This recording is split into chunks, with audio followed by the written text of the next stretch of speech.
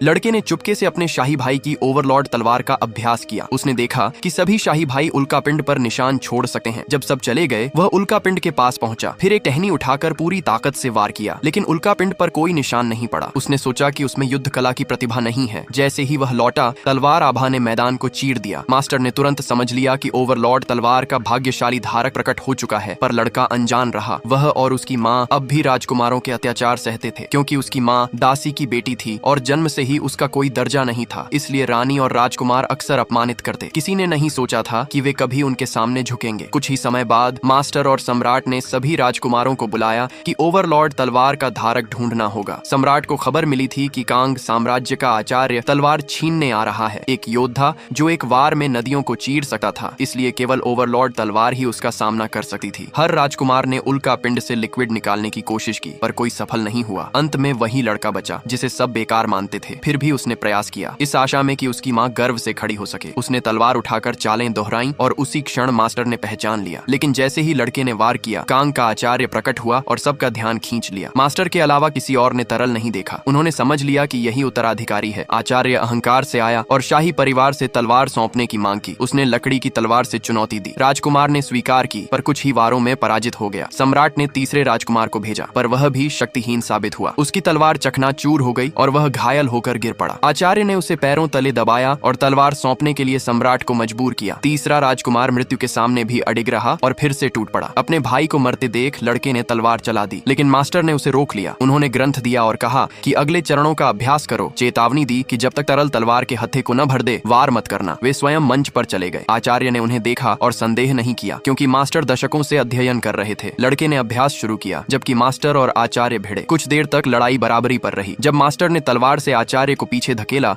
तो सबने सोचा कि वह जीतेंगे, पर पहला चरण पर्याप्त नहीं था। अगले वार में मास्टर को 800 मीटर दूर फेंक दिया गया। सबसे ताकतवर योद्धा की हार के बाद शाही परिवार दया मांगने लगा। सम्राट ने बेटों को दुश्मन के पैरों में झुका देखा और व्यथित हो गया। तभी लड़के की माँ तलवार लेकर आगे बढ़ी। उसे पता था कि वह मर जाएगी, फिर भी उसने बेटे के लिए मंच पर कदम रखा। रानी, जो डर से झुकी थी, अब गालियां देने लगी, पर माँ तुरंत ही गंभीर रूप से घायल हो गई। लड़का अपनी आभा दबा न सका। आचार्य ने पहचान लिया कि यह ओवरलॉर्ड तलवार की आभा है। मास्टर ने उसे शांत किया और चेतावनी दी कि यदि उसने नियंत्रण खो दिया तो उसका शरीर फट जाएगा। आचार्य ने ठान लिया कि वह उसे कभी निपुण नहीं होने देगा। जब वह बढ़ा तो सब भाग गए, पर घायल माँ बेटे के सामने खड़ी हो गई। आचार्य ने उसकी जिद स्वीकार की और प्रबल चाल छोड़ी। सभी को एक ही वार में मारने का इरादा किया। एक पल की देरी माँ की मृत्यु होती, लेकिन जैसे ही माँ गिरने वाली थी, स्वर्ण तरल ने तलवार के हत्थे को भर दिया। एक असीम शक्ति लड़के के शरीर से निकलकर आसमान तक पहुंच गई। उसी क्षण वह क्रोध के साथ उठा और घोषित किया कि यह सब उसकी माँ के लिए है और आचार्य अब मृत्यु का सामना करेगा।